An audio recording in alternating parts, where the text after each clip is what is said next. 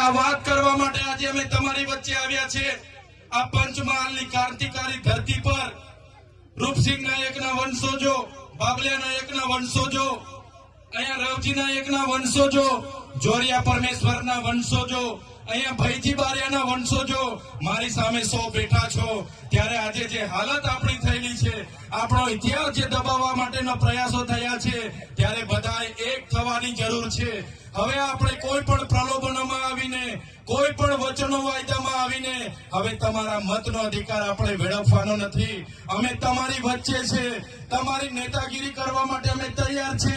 આમ આદમી પાર્ટી આદિવાસી સમાજ સાથેની પાર્ટી છે। આપણે અનુસૂચિ 5 ની વાત હશે, પૈસા એક્ટ ની વાત હશે, વન અધિકાર અધિનિયમ ની વાત હશે, 73AA ની વાત હશે, સંસદ જજમેન્ટ ની વાત હશે, વેદાંતા જજમેન્ટ ની વાત હશે, અને જે પણ આપણી બંધારણના આર્ટિકલ 244 ની વાત હશે, અમે લડવા માટે તૈયાર છે।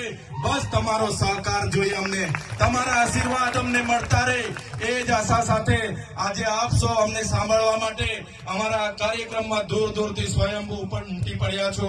ત્યારે મારા પિતા સમાન મારા વડીલો, મારા માતા તુલ્ય માતાઓ, મારી બહેનો, મારા યુવાન મિત્રો સૌનો હું ખૂબ ખૂબ આભાર માની મારી વાણીને હું વિરામ આપું છું। બધાનો